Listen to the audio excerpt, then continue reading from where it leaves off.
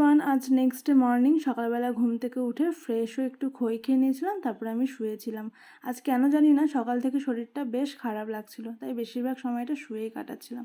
তারপরে আমি, বাবা, মা তিনজনে মিলে বসে বসে গল্প করছিলাম।